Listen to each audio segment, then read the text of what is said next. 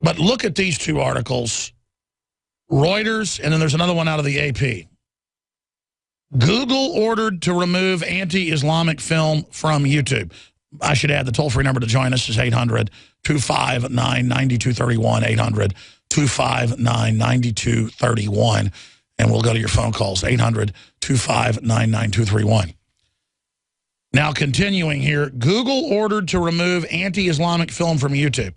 They also arrested the guy and put him in jail for a year. They claimed this video caused Benghazi, which had already been out for a while, the trailer, and was not connected to it, to make it like it was our fault, like free speech caused it.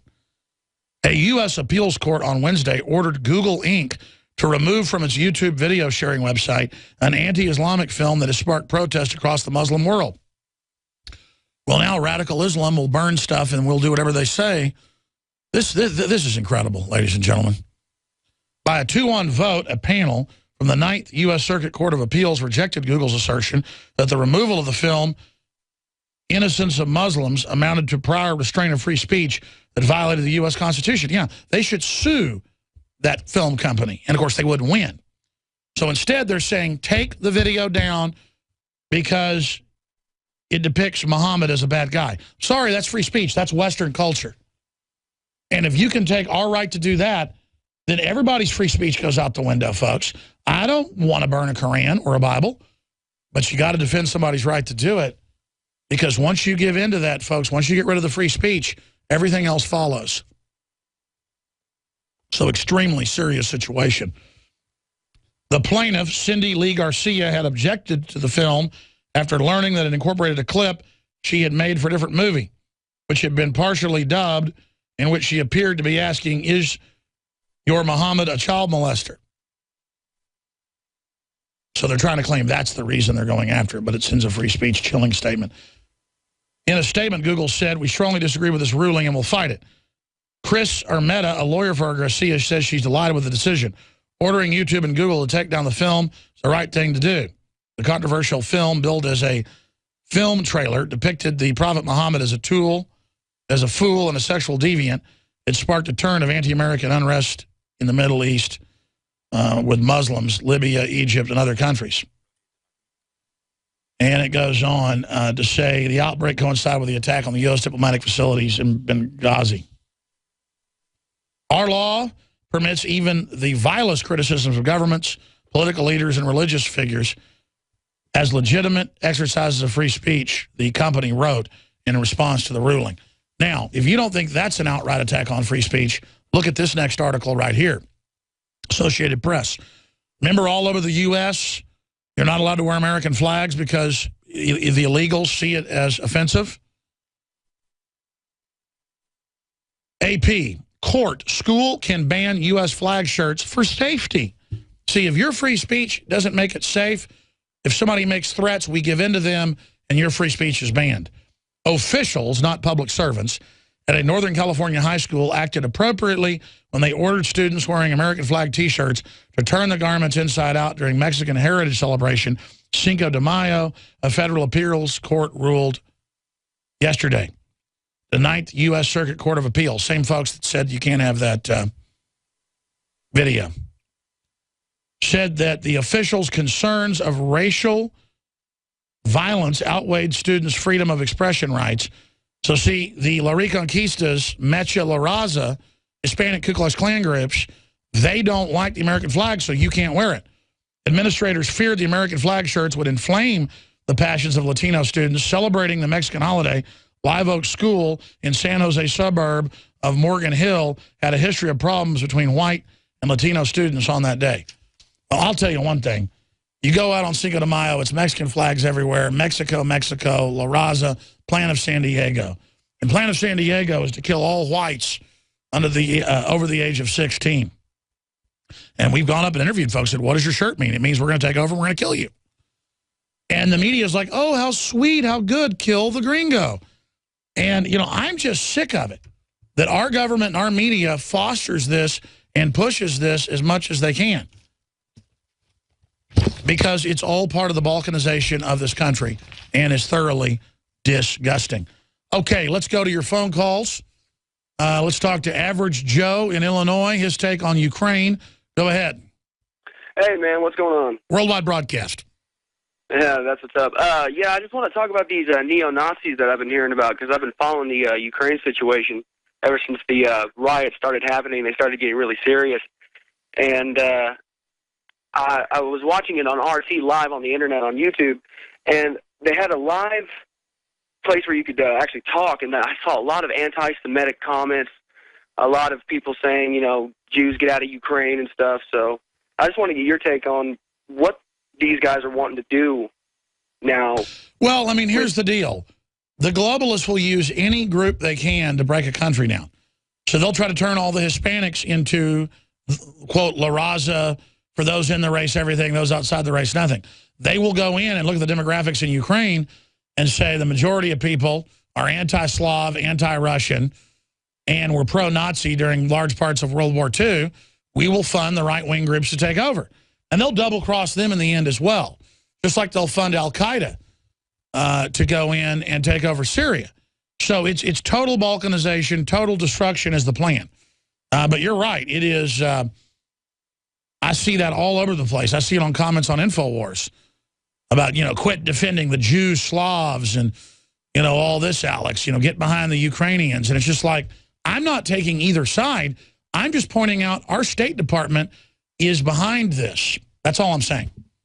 Oh, yeah, I completely agree with you on that. I totally agree that the U.S.-backed protesters are in line with the EU, and I totally believe that if the EU gets control of the entire Ukraine, then they're just going to bleed them dry. And well, that's their plan. That's what the EU does. I appreciate your call. Jeremy in Kansas, go ahead. Yes, Alex. Hey. I'd like to discuss two things. Maybe let's deal with the historical thing, and then we'll talk about Tucker Carlson. I think we should see this, whatever's going on in Ukraine and plus Syria, as an extension of the Gladio networks from the post-World War II era that did false flag bombings all across Europe, and also a combination of that with the Irgun and the Haganah and the Stern Gang of the early terrorists that helped Israel, conquer Palestine. Yeah, go ahead. I'm not screening your call. Or you want me to screen your call right now?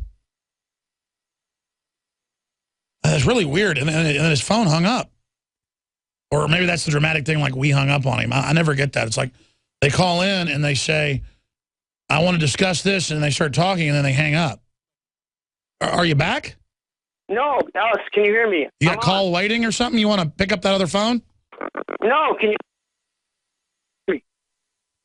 He's playing some kind of game. Yeah, no, they use terrorist groups to set up all these new states. I mean, that's true.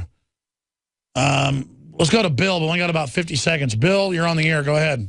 Yeah, Alex, Bill Moyers last week had Mike Lofgren on his show. And, you know, there's a lot that I don't like about Bill Moyers, but occasionally he has some good stuff. Oh, he does, yeah. Yeah, and Mike Lofgren wrote a book called The Party's Over. You can look up about it. But his entire presentation on the show sounded like a script from Alex Jones. I mean, word for word. The only thing he says, it's not a conspiracy, but like you, he says it's all out in the open.